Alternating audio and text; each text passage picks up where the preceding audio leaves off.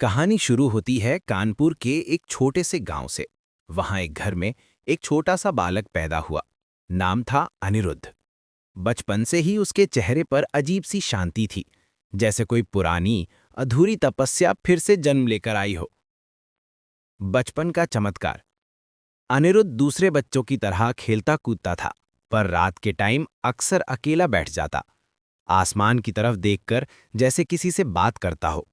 उसकी माँ पूछती, किससे बात करते हो बेटा? वो बस हंसी देता और कहता, माँ कोई है ऊपर जो मुझे बुलाता है। कोई नहीं जानता था कि इस बच्चे के मन में भगवान के लिए कितनी गहरी तड़प थी। 13 साल की उम्र में घर छोड़ना। एक दिन सिर्फ 13 साल की उम्र में बिना किसी को बताए वो घर से निकल पड़ा। कंधे पर छोटा सा झोला और दिल में एक ही पुकार, मुझे भगवान को पाना है।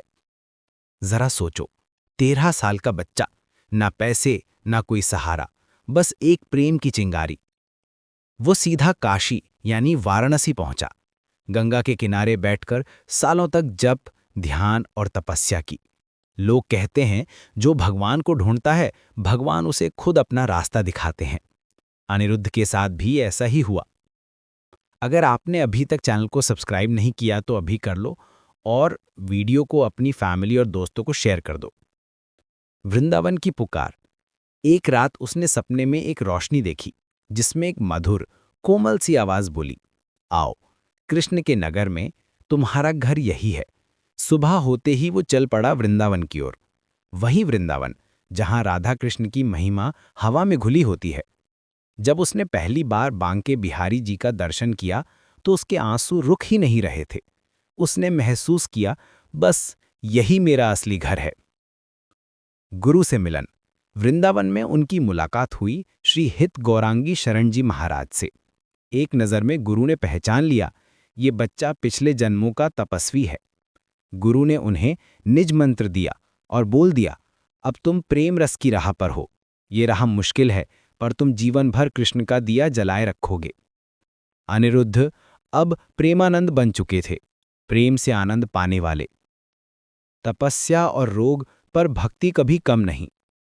भगवान ने उनकी कसौटी भी ली। जवानी में ही उनकी दोनों किडनीज में रोग हो गया, पॉलीसिस्टिक किडनी डिजीज। दर्द, तबीयत खराब, हॉस्पिटल के चक्कर, पर उन्होंने कभी शिकायत नहीं की। एक बार किसी शिष्य ने पूछा, महाराज दर्द नहीं होता? वो मुस्कुराए और बोले, एक किडनी का नाम राधा है, दूसरी का कृष्ण। जब उन्होंने दिया है तो वो भी प्रेम ही होगा ना।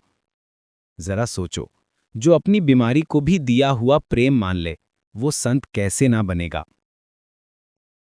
केली रंजनी आश्रम का उत्थान। आज जिसे लोग राधा केली कुंज कहते हैं, वही वृंदावन का एक आश्रम प्रेमानंद जी ने सेवा से जगा दिया। यहां कोई बड़ा दान नहीं मांगते, बस एक ही दान, नाम जपो, बस कृष्ण का नाम। रोज हजारों लोग उन्हें सुनने आते हैं, पर जब महाराज बोलते हैं तो आवाज में दर्द भी होता है, प्रेम भी, जैसे हर शब्द राधा रानी के चरणों से आ रहा हो।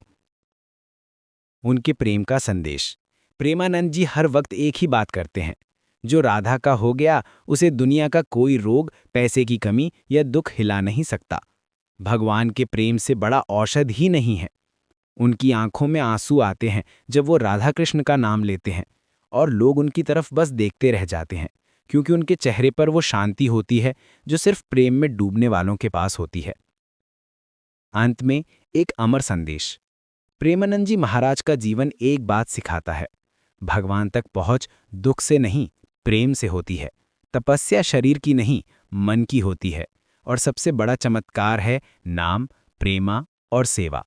जिस बच्चे ने 13 साल की उम्र में घर छोड़ा, आज उसके शब्द से लाखों लोगों का जीवन बदल रहा है, क्योंकि वो संत नहीं, प्रेम के सागर का एक बूंद है।